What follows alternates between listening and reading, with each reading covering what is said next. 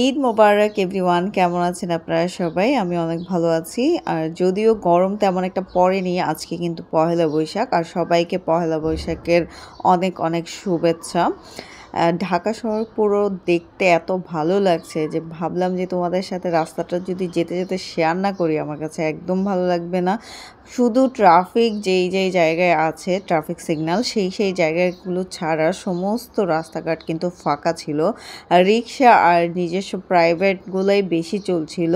সত্যি কথা বলতে ঈদের দিনটা আমার পুরোই নিরামিষ কেটেছে। আমি ঈদের দিন সারা দিন ঘুমিয়েছি, যে জন্য ঈদের ড্রেস পরিনি, বাইরে বের হইনি, কোথাও ঘুরতেও যাইনি, কারোর সাথে দেখাও করিনি। ঈদ উপলক্ষে কোথাও ঘুরতে গেলেও তো যেতাম, সেই জন্যই বের হওয়া। মাত্রই রিক্সায় এসে নামলো। এটা হচ্ছে দোল চত্বর বা পাখির মোড় বলা হয়। এখানে কিন্তু প্রচুর লোকজনের ভিড়।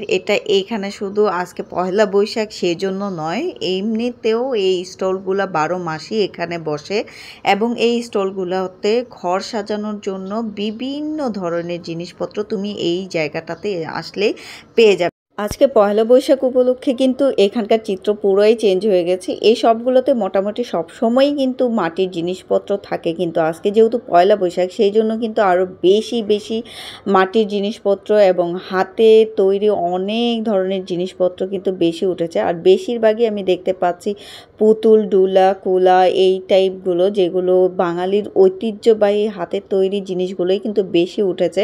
আর ওগুলোকে কালারফুল করে বাইরের দিকে আসলে রেখে দিয়েছে। আর বাহিরের চিত্র দেখে নিশ্চয়ই তোমরা বুঝে গেছো, কারণ যেহেতু ঈদের দ্বিতীয় দিন পয়লা বৈশাখ, আসলে এতটা ফাঁকা তো থাকে না, কারণ ঈদের পর লোকজন চলে গেছে গ্রামের বাড়িতে। যারা শহরে আছেন তারাই শুধু ভিড় করছেন। আর পয়লা বৈশাখও তেমন মনে হচ্ছে না যে পয়লা বৈশাখ। কারণ প্রচণ্ড পরিমাণে গরম, দ্বিতীয়ত লোকজন তেমন কালারফুল ড্রেস পরে আসেনি। কারণ মানুষ কি করবে বলো, ঈদের ড্রেসও কিনবে, পয়লা বৈশাখের ড্রেসও কিনবে, কারণ ঈদের শপিং করে ফেলেছে। তার পরপরই আসলে পয়লা বৈশাখ, এই জন্য কিন্তু সবাই ঈদের ড্রেস পরেই আমার মনে হয় পয়লা বৈশাখে চলে আসে। আজকের চিত্র দেখে আমার মোটেও পয়লা বৈশাখ লাগছে না। মনে হচ্ছে ঈদের পরে যেরকম ঈদের ছুটিতে লোকজন ঘুরতে বের হয় সেরকমই ঘুরতে বের হয়েছি, কারণ আমাদের বাংলাদেশে কিন্তু পয়লা বৈশাখ অনেক সুন্দর করে উদযাপন করা হয়। 1-1.5 মাস আগে থেকেই ছেলেরা মেয়েরা আসলে প্রস্তুতি নিতে থাকে যে পয়লা বৈশাখের দিন কী রকম সাজবে, কীরকম ড্রেস পরবে, এবং অনলাইনগুলোতে প্রচুর পরিমাণে পয়লা বৈশাখের ড্রেসের অফার দেওয়া হয়। কিন্তু এবারের চিত্রটা একটু ভিন্ন, কারণ যেহেতু ঈদ চলে গেছে, ঈদের শপিং করতে করতে মানুষ আসলে অনেক বেশি ক্লান্ত হয়ে গেছে, যে জন্য পয়লা বৈশাখের জন্য আলাদা করে কোনো শপিং করেনি, তাই ঈদের ড্রেস পরেই সবাই পয়লা বৈশাখে চলে আসছে। আর আমি এখন ভিতরের চিত্রটা তোমাদেরকে দেখাচ্ছি। এখানে আসলে তেমন স্টলগুলো বসেনি। আমি তো তোমাদেরকে প্রথমেই বললাম ডুলা, কুলা আর পানির বোতল, অতিরিক্ত মাত্রায় পানির বোতল সেল হয়েছে। পানির বোতলগুলোই বেশি দেখতে পেয়েছি। ওখানে কিছু খোপায় পরার জন্য যেই কাঠি বলে, এইগুলোকে বেশি দেখতে পেলাম। খোপার কাঠিগুলো সবাই কিনছে এবং কেউ তো চুল ছেড়ে আসছে, যারা এত গরমের চোটে আবার চুলটাকে বেঁধে ওই কাঠি একটা কিনে খোপায় পরে নিয়েছে। বাইরে এত গরম পড়েছে যে কি করবে লোকজন, মানে কোনো রকম একটু পয়লা বৈশাখ মানে ঈদ উপলক্ষে মনে হয় ঘুরতে বের হয়েছে। আর এই যে এই রাস্তাটাতে কিন্তু হাঁটা ইম্পসিবল ছিল, যদি মাত্র মানে ঈদের ছুটি না হতো তাহলে কিন্তু এই জায়গাটা দিয়ে হাঁটা যেত না, মানুষ ধাক্কাধাক্কি করে বের হতে হতো। আর সেই জায়গা দেখো পুরো ফাঁকা, এবং শুধুমাত্র বাচ্চারাই শুধু নববর্ষের শুভেচ্ছা দেন পহেলা বৈশাখ এগুলো আঁকাচ্ছে। এবার বৈশাখী মেলায় কিন্তু বেশিরভাগই হাত পাখা বিক্রি হয়েছে। তো আমি একবার চেয়েছিলাম যে গালে আসলে পয়লা বৈশাখ লেখাটা লেখাই, কিন্তু আমি যে পরিমাণ ঘামাই, ঘামে চোটে পরে কালারফুল হয়ে যাবে, মনে হবে যেন আমি হোলি খেলে আসছি। কারণ পয়লা বৈশাখে সবাই ভাববে যে এ তো হোলি খেলে আসছে, এত পরিমাণ ঘাম, রং টং পুরো কালার, মুখ টুক চেঞ্জ করে ফেলাবে, পরে লোকজন আমাকে চিনতে পারবে না, আর বিশেষ করে তোমরাও আমাকে চিনতে পারবে না, পরে ভয় খেয়ে যাবে। তা আমি চাই না তোমাদেরকে ভয় দেখাতে। তো চলো ভিতরের চিত্রটা দেখে আসি, কারণ আমি সকালবেলা না খেয়ে এসেছি, তো এইখানে কোনো স্টল বসেছে কিনা সেটাও দেখে আসছি খাবারের। শুধু একটা স্টলে দেখতে পাচ্ছি, তাও এখানে আমি ভাবলাম যে মনে হয় পান্তা ইলিশ পাবো, যে জন্য আমি টাকাও নিয়ে আসছি যে পান্তা ইলিশ খাবো, কিন্তু দেখতেছি এখানে সব ফুচকার দোকান। আর একটা ভাতের হোটেল ছিল, সেখানে হচ্ছে তোমার মুরগির মাংস দিয়ে রান্না, মানে কি বাঙালি সমস্ত কিছু আসলে চেঞ্জ করে ফেলতেছে। আর কেন চেঞ্জ করে ফেলতেছে এটাও বুঝতেছি না, কি ইলিশ মাছের দাম বেশি বিধায় কি এখন আর পান্তা ইলিশ পাওয়া যায় না, নাকি সব মুরগির মাংস দিয়ে, মুরগিরও তো দাম বেড়ে গেছে, এই জন্য মুরগির মাংস দিয়েই আসলে চালিয়ে নিচ্ছে পহেলা বৈশাখ। আগে তো পহেলা বৈশাখ মানে পান্তা ইলিশ, কিন্তু এখন এটাই বলতে হবে যে পহেলা বৈশাখ মানেই মুরগির মাংস আর ভাত, বুঝছো? আর এই নাগরদোলা আর এই যে নৌকায় চড়ার জন্য লাইন দেখছো কি পরিমাণ লাইন। তারপরে এটা হচ্ছে একটা মন্দিরের পাশে, চলো ওই মন্দিরটা তোমাদেরকে দেখাই নিয়ে আসি। এটাকে কালী মন্দির বলে। এই পুকুরে কিন্তু পানি শুকিয়ে গেছে। আমি একবার ভাবলাম যে পুকুরটাতে যদি পানি থাকে দেন আমি এখানে একটা ভিডিও বানাবো, কিন্তু এসে দেখি এই পুকুর তো পুরাই শুকায় গেছে, কিন্তু পুকুরের পাড়গুলো এত সুন্দর লাগতেছিল।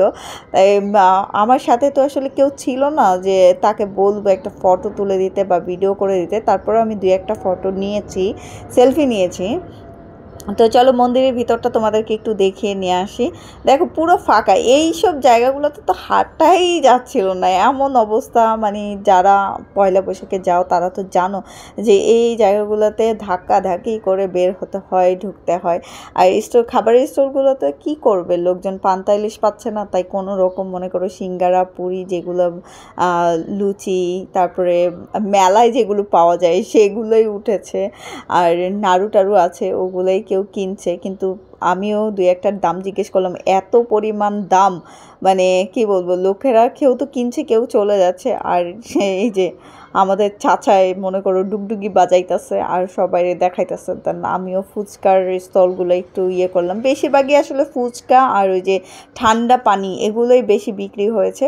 আমি নিজেও লোভ সামলাতে না পেরে ঝাল করে ফুচকা খেয়ে নিয়েছি, এখন পানি খেতে খেতে আমার জীবন শেষ।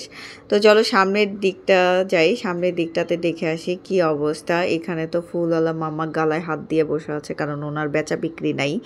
তো সবাই বেশিরভাগই ফুচকা খাচ্ছে, কারণ কি করবে, দোকান তো তেমন একটা ওঠেনি, কেউ কিছু কেনাকাটা করছে। আর কেনাকাটার চাইতে আসলে সব ক্রেতারা একটু ধরে বা একটু বাজায়া 2-1টা সেলফি নিয়ে কিন্তু চলে যাচ্ছে, তেমন একটা কেনাকাটাও করছে না। আর এইখানেই মানে এক গাছা কিছু লাল পরীর লোকজনেরা আসতেছে, এটাই শুধু আমি এই পয়লা বৈশাখের মধ্যে দেখতে পেলাম। আর এখানে দেখো পুরো এই সিটগুলো পুরো ফাঁকা হয়ে আছে, কারণ কোনো লোকজন নেই। চুরির দোকানেও কিন্তু তেমন একটা ভিড় নেই। এইটা কিন্তু একটু ভিতরের চিত্র। আর পাশেই দেখলাম যে সবচাইতে আশ্চর্য লাগলো, এখানে হচ্ছে তোমার ওই যে সাপ খেলা দেখাচ্ছে। সাপ খেলার মধ্যে সাপ খেলা তো আমি দেখি না, আমার ভয় লাগে, তাই আমি একটা কর্নারে বসে বসে বাদাম খাচ্ছিলাম আর বাদামের খোসাগুলো নিচে ফেলাচ্ছিলাম। সবাইকে দেখছিলাম, একটা ছায়ার মধ্যে বসছি, কারণ এত রোদ, বসে মানে হাঁটতে হাঁটতে আমার আসলে পা ব্যথা করছিল। এই জন্য এখানে সবাই যখন ছায়ার মধ্যে বসে আছে এটা দেখে আমিও ভাবলাম না আমিও এখানে একটু বসে যাই। এখনই বের হয়ে যাব, কারণ প্রায় বিকাল হয়ে গেছে। তো আমারও খিদে পেয়ে গেছে, কারণ খাওয়ার জন্য তো আমি পান্তা ইলিশ খেতে এসেছিলাম। পান্তা ইলিশ যেহেতু পাইনি, তো মাংস ভাত যদি খেতে হয় সেটা আমি বাসায় গিয়েই খাবো, এখানে আর খাবো না। তো আমি এখন চলে যাব। তো তোমাদের কেমন লাগলো অবশ্যই কিন্তু জানাবে। আর পহেলা বৈশাখের আবারও সবাইকে শুভেচ্ছা, অভিনন্দন। এবং তোমরা গ্রামের বাড়িতে কে কীভাবে ঈদ কাটিয়েছো বা শহরে তোমাদের ঈদ কেমন কাটলো অবশ্যই কিন্তু আমাকে কমেন্টে জানাবে। সকালের তুলনায় কিন্তু বিকেল টাইমটাতে লোকজন একটু বেড়ে গেছে। তো যেতে যেতে তোমাদেরকে রাস্তাটা দেখাবো যে এখন রাস্তায় ভিড় কেমন হয়েছে। দেখো রিকশায় অলরেডি জ্যাম পড়ে গেছে, কিন্তু তারপরও রাস্তাটা আমার খুবই ভালো লাগছে, খুবই খোলামেলা পরিবেশ। আর আমার জন্য খুব ভালো লাগছে যে এরকম করেই যদি সব সময় ঢাকা শহরটা থাকতো তাহলে আমার জন্য ব্লগ বানাইতে অনেক সুবিধা হতো।